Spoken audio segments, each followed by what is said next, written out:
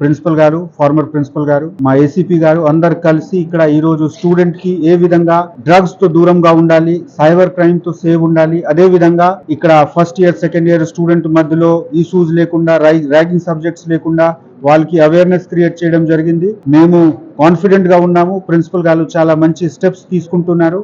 ఆ స్టెప్స్ లో మేము కూడా రెగ్యులర్ గా మానిటర్ చేసి ఈ క్యాంపస్ కి ర్యాగింగ్ ఫ్రీ, డ్రగ్స్ ఫ్రీగా చేసి ఇక్కడ ఉన్న అందరు స్టూడెంట్స్ కి ఒక మంచి వాతావరణం ఇవ్వడానికి మనం సిద్ధంగా ఉన్నాము. పోలీస్ డిపార్ట్మెంట్ నుంచి కోఆర్డినేట్ చేసుకుంటూ 3 అంశాల మీద ఈ ప్రోగ్రామ్ కండక్ట్ చేశాము.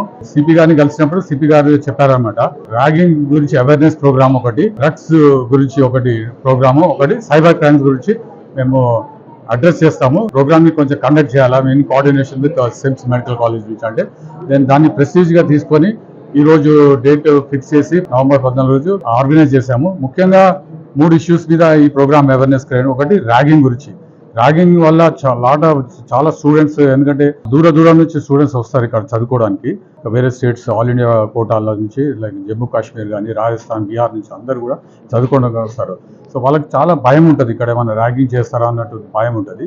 సో దాన్ని వాళ్ళ భయం కూడగొట్టడానికే మేము ఈ అవేర్నెస్ ప్రోగ్రామ్ క్రియేట్ చేసామన్నమాట. అంటే ఇక్కడ ర్యాగింగ్ అనేది జరగదు, మీకు సేఫ్టీ ఉంటుంది.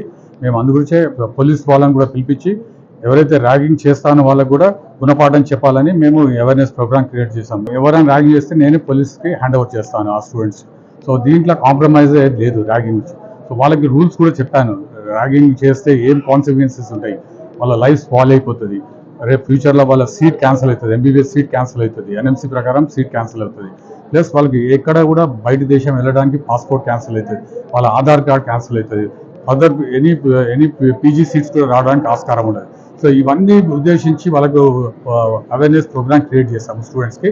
సో దట్ ఇక్కడ ర్యాగింగ్ జరగకుండా మీరు హ్యాపీగా, మీకు ఏం ఫెసిలిటీస్ కావాలంటే ఆ ఫెసిలిటీస్ ఇస్తాం మీకు స్టూడెంట్స్కి ఈ ఇన్స్టిట్యూషన్లో. బట్ మీరు ర్యాగింగ్ మాత్రం చేయకూడదు, ఇక్కడ సిమ్స్ రామగుండంలో ర్యాగింగ్ మాత్రం కనబడకూడదు అని మేము అడ్వైజ్ చేశాము. అలాగే పోలీస్ కమిషనర్ గారు కూడా చక్కగా చెప్పారు, ర్యాగింగ్ గురించి చేస్తే ఏమేమి కాన్సిక్వెన్సెస్ ఉంటాయి, ఏమేమి శిక్షలు ఉంటాయి అవి కూడా చెప్పారు.